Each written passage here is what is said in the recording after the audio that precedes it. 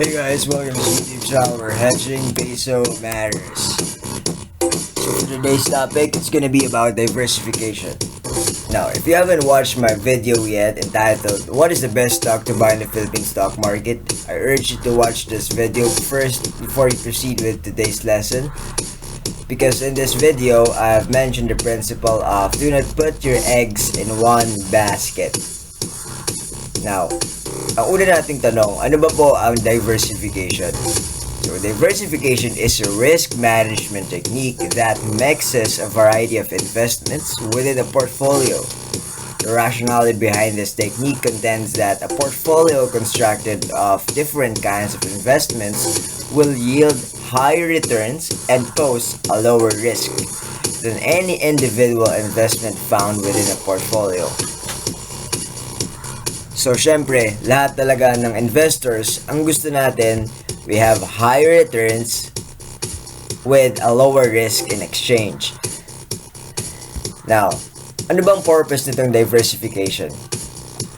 Diversification strives to smooth out unsystematic risk events in a portfolio. Now, ito muna discuss natin. Unsystematic risk events. Now, look at this. We all know for a fact na bumagsak po ang US stock market, and as of Feb 6, second day na nila bumagsak sa market and everything got messed up. Look at this. Lahat red. Lahat apektado. Okay? The PSEI fell 194 points. Look. From 8811 naging 8616 and change na 194.75. So, mas mababa lahat here, mas mababa lahat ng previous o ng current sa previous, which gives us red in the change. So, alam naman natin, pag pula, mas bumaba, mas bumagsak. If you take a look at the Philippine Stock Exchange Index, nung February or nung January 29, pumalo tayo at 9,000. But 6 days thereafter, look, 8,500 na lang. So, we use diversification para to cope up with the current market trends. Kung ano mga nangyayari. So, kung pababa ang PSEI natin, meron tayong pwedeng gawing paraan in order for us to protect our capital. Now, isa dito yung diversification. So, how do we first have this effective strategy of using diversification? So, the benefits of diversification hold only if the securities in a portfolio are not perfectly correlated. So, meron akong tanong sa inyo. Alright, before that, siguro sa mga nakakapanood ng mga videos ko, I've been using this research tab, the fundamentals and the investment guide.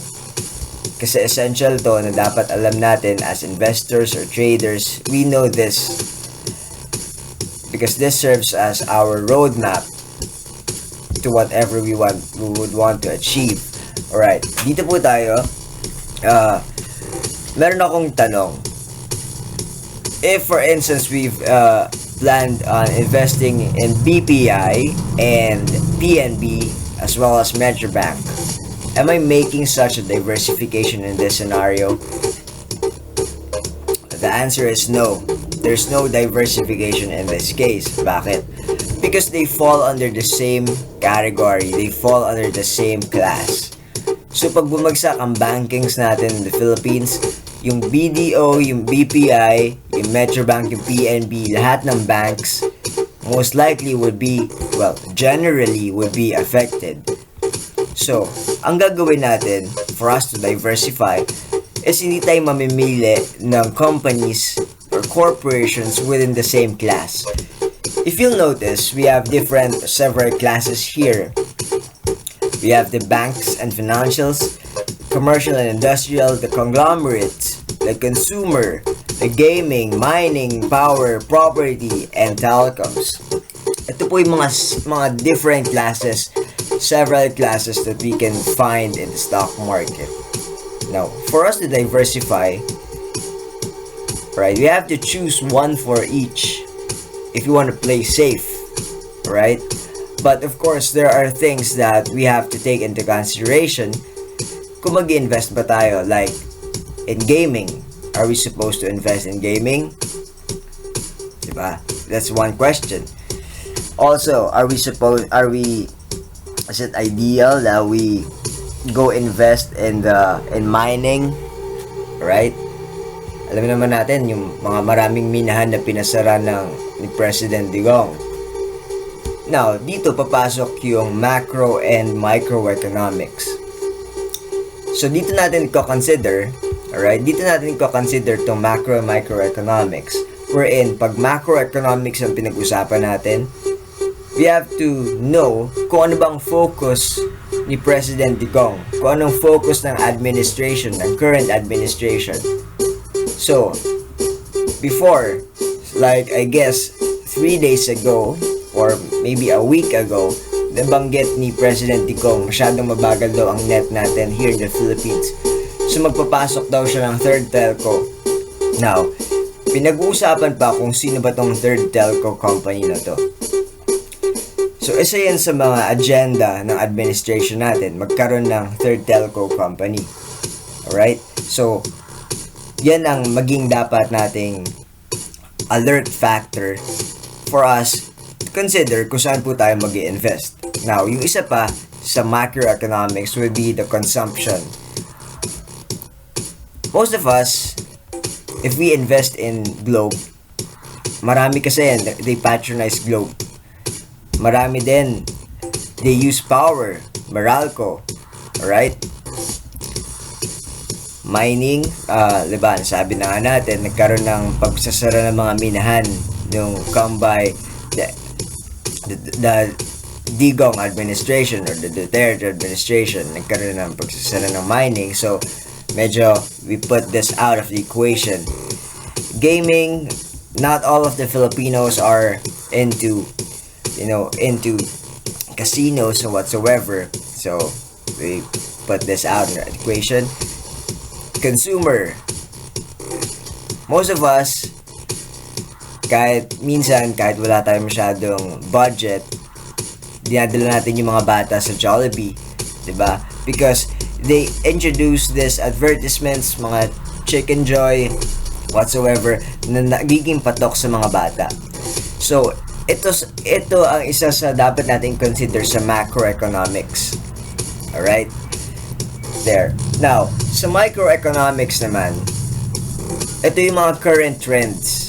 So, we have to watch out for companies or corporations that has new products na magiging trending sa mga Pilipino. Of course, kapag nag-skyrocket ang sales nila, tataas din ng kanilang share per price. And if you bought at a lower, right, if na-preempt natin yung pagtaas nila, right, if we bought at a lower price per share, most likely 5 years thereafter, magiging boom yung corporation na yun. Pag naging boom yung corporation na yun, syempre kikita tayo. Now, meron kasi tayo mga blue chips. So, hindi lahat ng blue chips kasi dapat natin bilhin. We have to consider kung alin ba dito yung mga maturing na blue chips. So, bigyan ko kayo ng tip kung ano ba tong mga blue chips na maturing na. Alright? Sulat nyo na. We have Meralco, PLDT, and Globe. So, yan po yung 3 na maturing na. And, kung gusto nyo talaga kumita, well, hindi tayo magti-trade using Meralco, PLDT, and Globe, but we'll be using dividends. But I'll be discussing dividends in a different video. So basically, this is everything about diversification, and hopefully this enlightened your investment decisions. And again, thank you.